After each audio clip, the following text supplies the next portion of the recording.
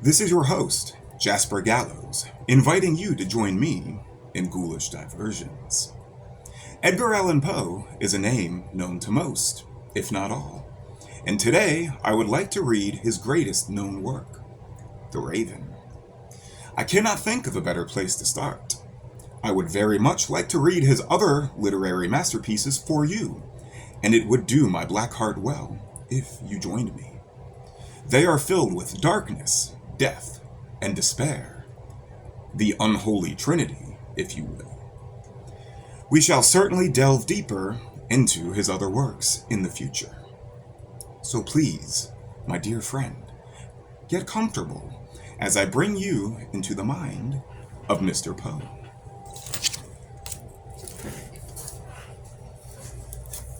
The Raven by Edgar Allan Poe. Once upon a midnight dreary, while I pondered, weak and weary, over many a quaint and curious volume of forgotten lore, while I nodded, nearly napping, suddenly there came a tapping, as of someone gently rapping at my chamber door. "'Tis some visitor," I muttered, tapping at my chamber door. Only this, and nothing more. Ah, distinctly, I remember. It was in the bleak December, and each separate dying ember wrought its ghost upon the floor. Eagerly I wished the morrow, vainly I had sought to borrow from my book's surcease of sorrow for the lost Lenore, for the rare and radiant maiden whom the angels name Lenore, nameless here forevermore. And the silken, sad, uncertain rustling of each purple curtain thrilled me, filled me with fantastic terrors never felt before. So that now, to still the beating of my heart, I stood repeating, "'Tis some visitor entreating entrance at my chamber door. Some late visitor entreating entrance at my chamber door. This it is, and nothing more." Presently my soul grew stronger, hesitating, then no longer. "Sir," said I, "or madam, truly your forgiveness I implore. But the fact is I was napping, and so gently you came rapping, and so faintly you came tapping at my chamber door, that I scarce was sure I heard you. Here I opened wide the door. Darkness there, and nothing more." Deep into that darkness peering, long I stood there, wondering, fearing, doubting, dreaming dreams no mortals ever dared to dream before. But the silence was unbroken, and the stillness gave no token, and the only word there spoken was the whispered word, "Lenore." This I whispered, and an echo murmured back the word, "Lenore." Merely this, and nothing more. Back into the chamber turning, all my soul within me burning, soon again I heard a tapping, something louder than before. "Surely," said I, "surely that is something at my window lattice. Let me see then what thereat is, and this mystery explore. Let my heart be still a moment, and this mystery explore. 'Tis the wind, and nothing more." Open here I flung the shutter, when, with many a flirt and flutter, in there stepped a stately raven of the saintly days of yore. Not the least obeisance made he, not a minute stopped or stayed he, but with mien of lord or lady, perched above my chamber door, perched upon a bust of Pallas, just above my chamber door, perched and sat, and nothing more. Then this ebony bird beguiling my sad fancy into smiling, by the grave and stern decorum of the countenance it wore. "Though thy crest be shorn and shaven, thou," I said, "art sure no craven, ghastly grim and ancient raven, wandering from the nightly shore. Tell me what thy lordly name is on the night's Plutonian shore." Quoth the raven, "Nevermore." Much I marveled this ungainly fowl to hear discourse so plainly, though its answer little meaning, little relevancy bore. For we cannot help agreeing that no living human being ever yet was blessed with seeing bird above his chamber door, bird or beast upon the sculptured bust above his chamber door, with such name as nevermore. But the raven, sitting lonely on that placid bust, spoke only that one word, as if his soul in that one word he did outpour. Nothing farther than he uttered, not a feather then he fluttered, till I scarcely more than muttered, other friends have flown before. On the morrow he will leave me, as my hopes have flown before. Then the bird said, nevermore.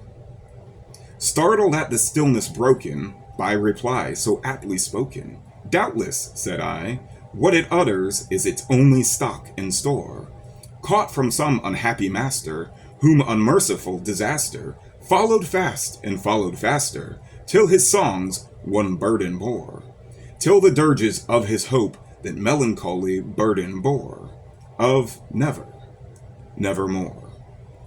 But the raven still beguiling all my sad soul into smiling, straight I wheeled a cushioned seat in front of bird and bust and door.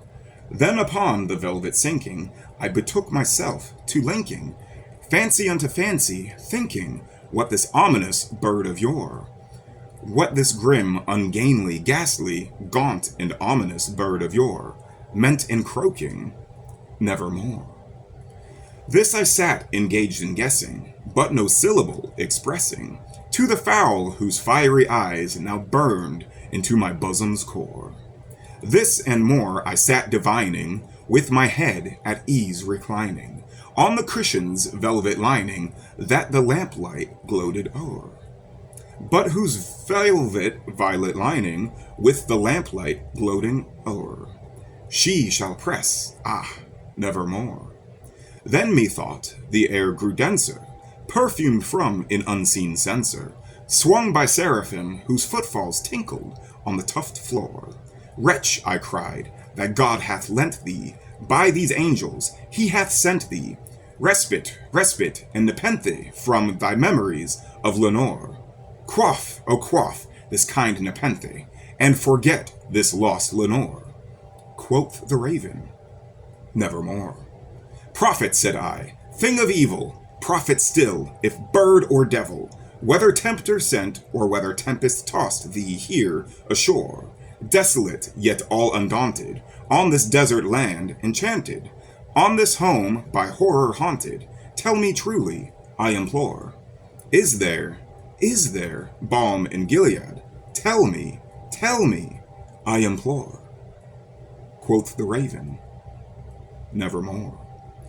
Prophet, said I, thing of evil, prophet still, if bird or devil, by that heaven that bends above us, by that God we both adore, tell this soul with sorrow laden, if within the distant Aidenn it shall clasp a sainted maiden, whom the angels name Lenore.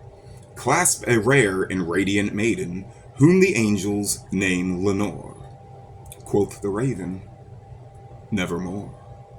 Be that word our sign of parting, bird or fiend, I shrieked, upstarting, get thee back into the tempest and the night's Plutonian shore. Leave no black plume as a token of that lie thy soul hath spoken. Leave my loneliness unbroken. Quit thy bust above my door. Take thy beak from out my heart, and take thy form from off my door. Quoth the raven, nevermore. And the raven, never flitting, still is sitting, on the pallid bust of Pallas, just above my chamber door. And his eyes have all the seeming of a demon's that is dreaming, and the lamplight o'er him streaming throws his shadow on the floor. And my soul from out that shadow lies floating on the floor, shall be lifted nevermore. What was the first story or poem that you read by Edgar Allan Poe? I would certainly love to hear what yours was, so please leave a comment so we can learn more about one another. At a very young age, this poem was what originally introduced me to the works of Edgar Allan Poe.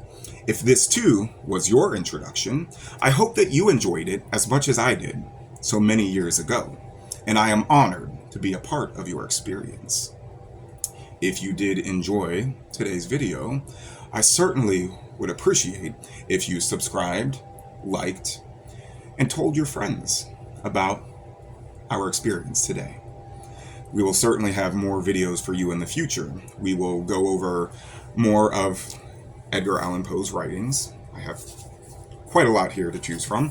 I also would very much like to delve into some musical artists in the Gothic realm, if you will.